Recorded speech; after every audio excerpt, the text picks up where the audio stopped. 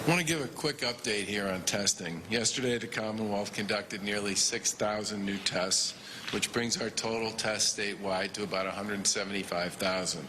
The state reported 1,556 new cases of COVID-19 for a total of just over 41,000 positive cases. The last few days, we've seen fewer or about the same number of positive cases day to day, but we think it's too soon to draw a conclusion from that data. First, a few days does not represent a trend. We've seen this data bounce around before. And secondly, the number of positive tests is entirely dependent on who you test. And what I mean by that is daily positive test totals don't necessarily represent what's happening across the entire Commonwealth. Today's announcement on increased testing should help expand the universe of testing, and in many ways will be one more element of how we think about hotspots and opportunities to engage and to intervene. The piece of data we watch most closely is the number of hospitalizations for COVID-19. And we're still seeing an increase, a modest one, but an increase there statewide. Since the end of February, we've increased testing capacity dramatically through the State Public Health Lab and a wide range of lab partners at academic medical centers, commercial labs, the Broad Institute, and others. We now have more than 30 partners that are testing each day. Massachusetts remains a national leader in per capita testing, and we're continuing and committed to building on this work. Part of our statewide monitoring focuses on hotspots or high-density areas where the virus can spread quickly. And we've worked with local partners to address testing needs in several of these high-density areas. In Chelsea, Massachusetts General Hospital worked to quadruple testing capacity and to provide testing in housing developments. The Commonwealth, through the National Guard, also did mobile testing in Chelsea as well. In Lowell, we worked with CVS and the federal government to stand up a rapid testing pilot with the ability to test up to 1,000 individuals a day.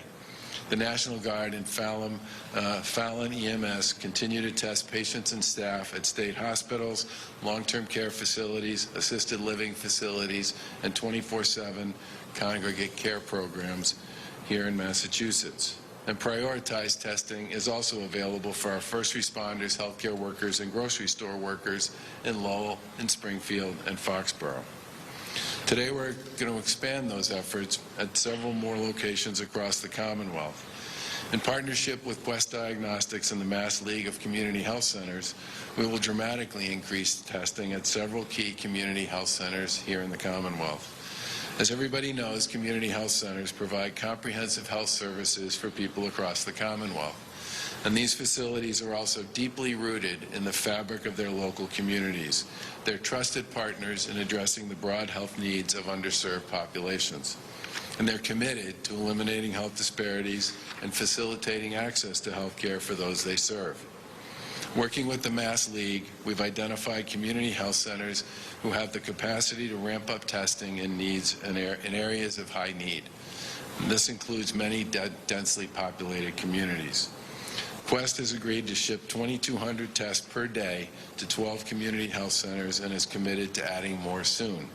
The first group of health centers includes facilities and operations in Quincy, Brockton, Lowell, Fall River, New Bedford, Worcester, Provincetown, multiple sites in Boston.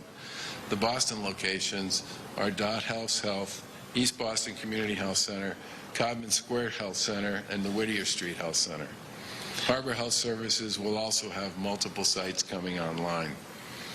People interested in being tested should contact these health centers this week. Each location is processing appointments differently.